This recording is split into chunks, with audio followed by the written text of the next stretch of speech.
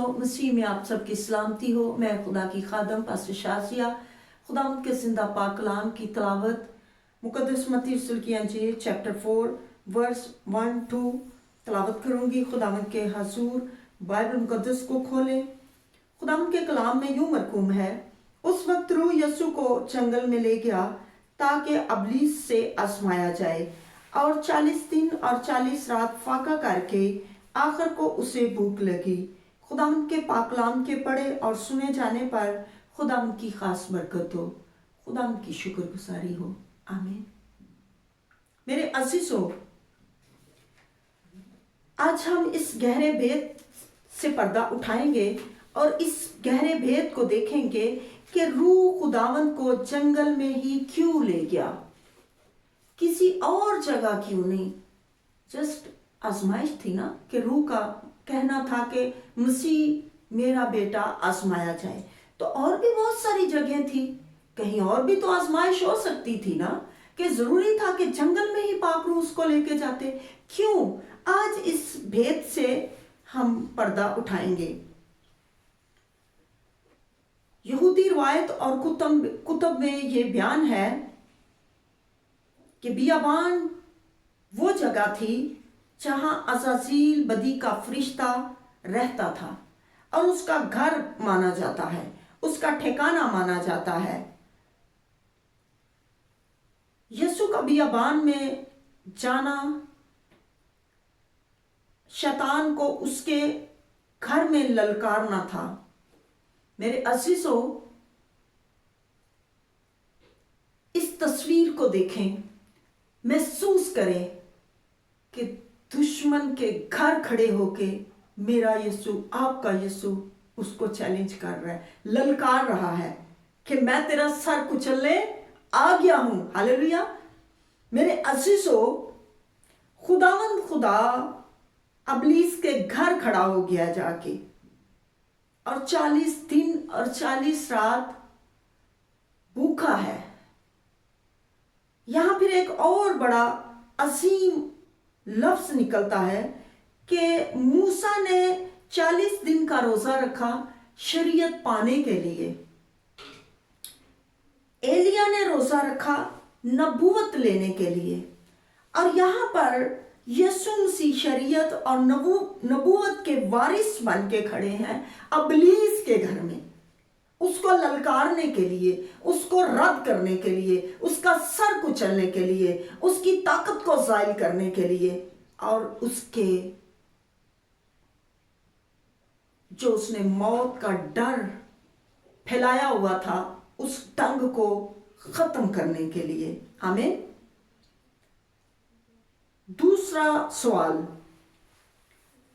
पत्थरों से कह के रोटी बन जाए। यीशु को अबलीस क्या कह रहा है कि भूखा है, पत्थरों से कह दे रोटी बन जाए, तेरा तो बाप तेरा कहा नहीं टालता, तू खुदा का बेटा है, रोटी बनाना तेरे लिए मुश्किल काम नहीं। ये कैसा क्वेश्चन है मेरे अजीजों? ये नदानी का क्वेश्चन नहीं, बेवकूफ़ी का क्वेश्चन नहीं। अबलीस शरीयत की हर किताब से वाकिफ था, हर कुतुब से वाकिफ था, और शरीयत में ये बात लिखी हुई है कि जब यीशु मसीह आएगा तो उसका एक निशान होगा कि वो जैसे मूसा को आसमानी रोटी मिली थी, वैसे ही जमीन पर आसमानी रोटी देगा, आसमान से मन मंगवाएगा, यानी कि रोटी दोबारा उसी तरह आसमान से नाज़िल होगी। ये यीशु मसीह की बहुत बड़ी अक्कासी करता है लफ्ज़। शरीयत में उनके जहनों में ये बात बैठी हुई थी और शैतान इस बात को जानता है, इसलिए उसने यीशु को उकसाने के लिए, यीशु का ध्यान फेरने के लिए ये लफ्ज़ इस्तेमाल कर दिया, ये जुमला बता दिया। और यीशु मसीह ने उसको कितने मुतबाना अंदाज में जवाब दिया। कहा, इंसान सिर्फ रोटी से जीता ना रहेगा, बल्कि उस बात से ہر ایک اس بات سے جو خدا کے منہ سے نکلی ہے۔ کیسی پیاری بات ہے۔ اس نے اکسانے کا طریقہ استعمال کیا، یسوع نے اس کو رد کر دیا۔ آمین۔ میرے عزیزو، مجھے ابلیس پر آج بڑی افسوس بھی ہوتا ہے، خوشی بھی ہوتی ہے۔ افسوس اس بات پہ ہوتا ہے کہ یہ کیسا بدبخت ہے، آسمان پہ نافرمانی کی، زمین پہ گرا، زمین پر بھی اسے ٹھکانہ نہ ملا، یسوع نے آ کے رد کر دیا۔ اور خوشی اس بات کی کہ ہمارا باپ اس کے گھر میں کھڑا ہو کے اس کو رد کر رہا ہے۔ آمین۔ میرے عزیزو،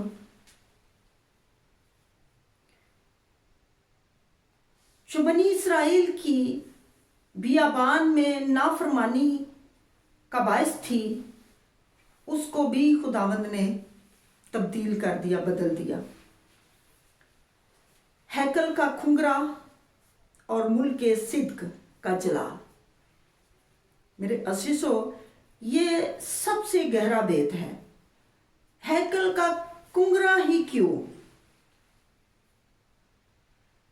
جہاں اس نے یسوع مسیح کو لے جا کے شان و شوکت دکھائی، وہ ہیکل کا کنگرا ہی کیوں؟ کوئی اور جگہ کیوں نہیں؟ اس لیے کہ جہاں سے کاہن عید کے دن نسرنگا پھونکا کرتا تھا، وہ مقام جلال کا مقام تھا، اور ملک صدق وہاں پر کھڑا تھا، جو یروشلم کا بادشاہ اور الہی کاہن ہے۔ میرے عزیزو، زبور 110 میں یہ لکھا ہوا ہے کہ مسیح ملک صدق کے طور پر ابدی کاہن ہے۔ آمین۔ ابلیس نے یسوع کو ملک صدق کے تخت یروشلم پر جب کھڑے دیکھا تو وہ کانپ گیا، ڈر گیا، اور اب کیا چال چلنے لگا؟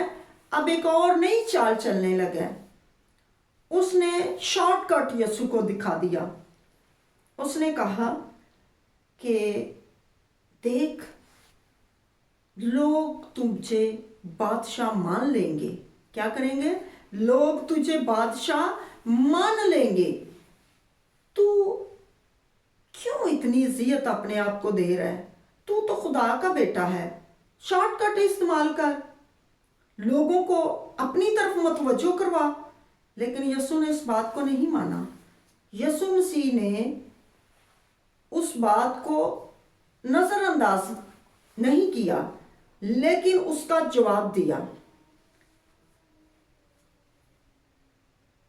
لیکن یسوع نے ثابت کیا کہ وہ ملک صدق راست بازی کا بادشاہ ہے، اس لیے وہ جھوٹے جاہ و جلال کا محتاج نہیں، بلکہ وہ قربانی کے ذریعے حقیقی کاہن اعظم بنے گا۔ یسوع نے یہ اپنے لیے کہا، ٹھیک ہے؟ وہ کسی جھوٹے جلال کا محتاج نہیں، وہ خود ایک حقیقی جلال ہے۔ شیطان نے وہ سلطنتیں جو آدم کے گناہ کی وجہ سے اس کے قبضہ میں آئی، یسوع نے سجدہ کرنے سے انکار کر کے ثابت کیا کہ وہ دنیا کا بادشاہ، خدا کی مرضی کے متحد، کائنات کے عظیم اور حقیقی مالک ہیں۔ یہ یسوع مسیح نے ثابت کیا۔ میرے عزیزو، آج ہم ان گہرے باتوں اور سچائیوں کا جو پردہ اٹھتا ہوا دیکھ رہے ہیں، سن رہے ہیں، اس سے اب ہمیں ضرور ہے کہ ہم اپنی زندگیاں تبدیل کریں۔ میرے عزیزو، وقت بالکل قریب ہے، بلکہ دروازے پر ہے۔ آج ہم لوگ چرچوں میں عبادتیں کرتے ہیں، خداوند کو ڈھونڈنے کے لیے روزے رکھتے ہیں، خداوند کو ڈھونڈنے کے لیے، لیکن دل ہمیشہ کے لیے یسوع مسیح کے لیے ہم نے بند کیے ہوئے ہیں۔ دل کا دروازہ جب ہم کھولتے ہیں تو اس کے میں 3 بڑے میجر نشان آپ کو دیتی ہوں۔ جب ہم دوسروں کو معاف کر دیتے ہیں، तो ये पहला वो कदूस खुदावंद का लफ्ज़ था जो पहले कलमे की शक्ल में खुदावंद ने दुश्मनों को माफ़ किया। तो जब हम माफ़ करते हैं तो हम मसीह के हकीकी बेटे होने का हक पाते हैं। दूसरी बात, मेरे अजीज़ों, कभी बदी के आगे सर झुका के शोहरत नहीं हासिल करनी, दौलत नहीं हासिल करनी, ये दूसरा अज़ाज़ील का हथियार है। तीसरी बात, अज़ाज़ील रात के वक्त वार करता है। जब तक हम अपने बेड बिस्तर पर जाग रहे हैं उस वक्त तक वो इधर उधर फिरता है। जब हमारी रूह नींद में जाती है उसका वार हम पर 100% होने के मकाम बन जाते हैं।